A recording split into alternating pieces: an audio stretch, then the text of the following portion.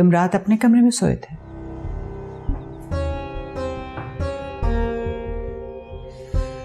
अहमर, ज़ारा तुम्हारी बीवी है, उसे प्रॉपर टाइम दो।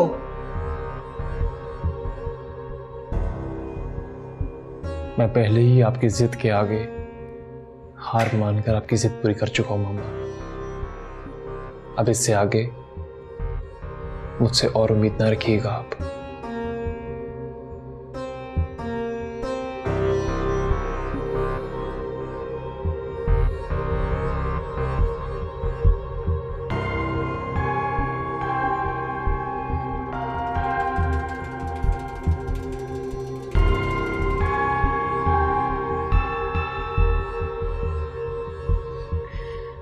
मॉम, आप अहमर से किसी किस्म की कोई तवक्को मत रखें तो बेहतर होगा।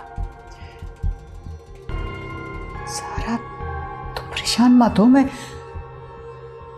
उसे देख लूंगी। मेरे खुदाया, ये सब क्या हो गया? मेरी तरबियत में क्या कमी रह गई थी? इस साने का मैं किसको जिम्मेदार ठहराऊं? मैं मर क्यों नहीं गई? ये सब देखने से पहले मैं मर क्यों नहीं गई?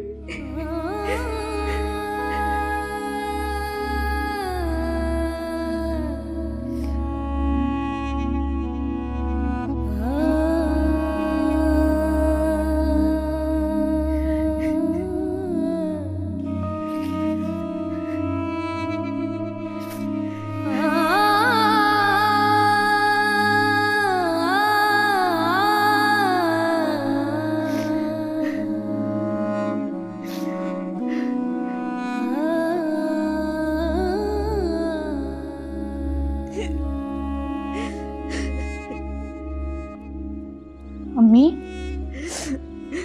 अम्मी चुप हो जाएं, इस तरह रोने से क्या होगा? अम्मी खुदा के लिए चुप हो जाए, आपकी तबीयत पहले भी ठीक नहीं है। मैं सोच भी नहीं सकती थी कि मेरी औलाद ऐसी निकलेगी।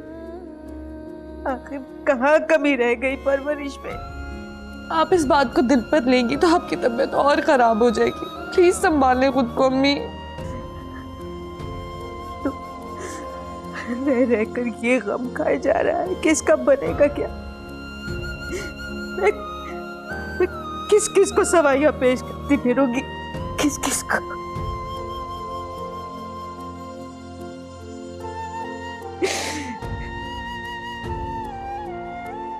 अम्मी, अब जो होना था वो हो गया।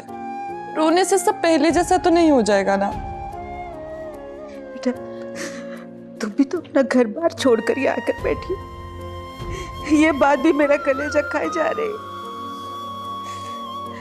अम्मी, आज मैंने अहमर के बारे में फिर से बुरा ख्वाब देखा।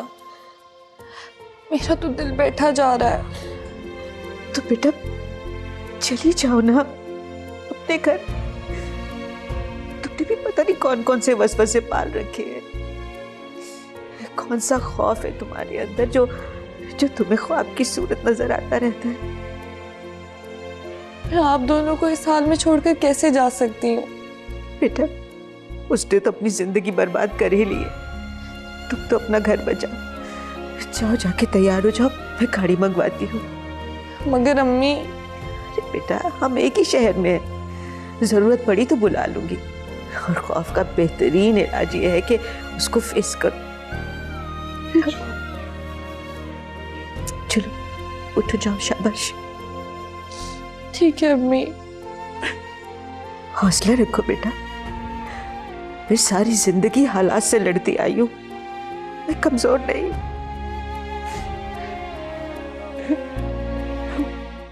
क्या बात है ज़ारा, तुम खुश नहीं हो? कम ऑन लैला, तुम तो मेरी दोस्त हो। एटलीस्ट तुम्हें तो अंदाजा होना चाहिए ना कि मुझे किस बात से खुशी मिलती है और किस बात से तकलीफ। आई नो, मैं समझ सकती हूँ। तुम नहीं समझ सकती हो लैला, मैं किस अजियत से गुजर रही हूँ। जिस शख्स का नाम तक सुनना मुझे गवारा नहीं था ना, उस शख्स का नाम मेरे साथ जिंदगी भर के लिए जोड़ दिया गया है। देखो ज़ारा, जिंदगी हमारी मर्जी से नहीं चलती, हम उसकी मर्जी से चल रहे होते हैं। देखो, दोस्त होने के नाते मैं तुम्हें यही मशवरा दूंगी कि जितना जल्दी हो सके इस फैसले को तस्लीम कर लो, तुम्हारे लिए इतना ही बेहतर होगा। नहीं, कुछ भी हो जाए कभी भी अहमर फहद की जगह नहीं ले सकता, और ना ही कभी मैं अहमर को यह हक दूंगी कि वो फहद की जगह ले। तुम्हारे हक देने या ना देने से क्या फर्क पड़ सकता है? अल्लाह ने अहमर को तुम्हारे शोहर होने का हक दे दिया है। अगर तुम राजी नहीं थी तो तुमने उससे निकाह क्यों किया है? ये सिर्फ और सिर्फ मॉम की जिद की वजह से किया है मैंने लैला, वरना तो। देखो ज़ारा, वजह कोई भी हो, या तो मर्जी होती है या नहीं होती। खैर, मैंने तो तुम्हें मुबारकबाद देने के लिए कॉल की थी। अपना बहुत ज़्यादा ख्याल रखना और मेरी बातों पर गौर करना। दोस्त हूँ मैं तुम्हारी, दुश्मन नहीं। अल्लाह हाफिज। खुदा हाफिज।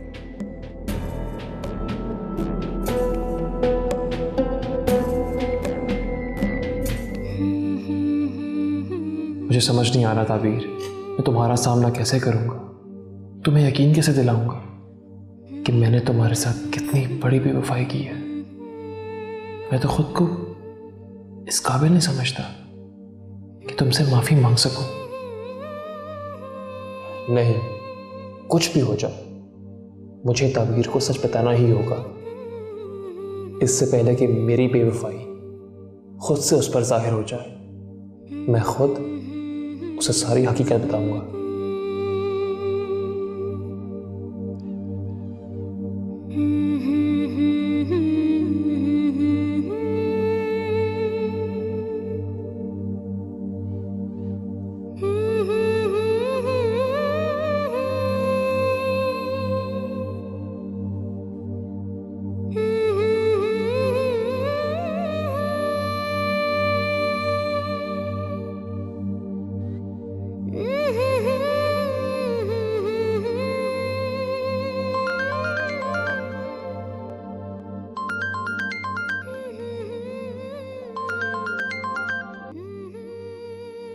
हाँ ताबीर, कैसी हो? मैं ठीक हूँ, आप कैसे हैं? तुम्हारे बिना उदास हो गया, तुम्हें मिस कर रहा हूं बहुत। रेडी? क्यों, तुम्हें यकीन नहीं आ रहा मेरी बात का? यकीन तो है, मगर आई एम रियली सॉरी ताबीर, रात को तुम्हारी कॉल नहीं पिक कर सका। इसमें सॉरी की क्या बात है? अभी मैं तुम्हें कॉल करने का सोच ही रहा था और तुम्हारी कॉल आ गई। चलें, एक ही बात है। ताबीर, क्या बात है, परेशान लग रही हो? नहीं, बस ऐसे ही दिल बोझल सा हो रहा था, सोचा आपसे बात कर लूं। अच्छा किया। ये बताओ आंटी कैसी है, और हाँ वो अबीर कैसी है? अबीर, वो भी ठीक है। मैं पूरी कोशिश करूंगा, जैसे टाइम मिलेगा मैं चक्कर लगाऊंगा। जी ठीक है, अपना ख्याल रखना। खुदा हाफिज।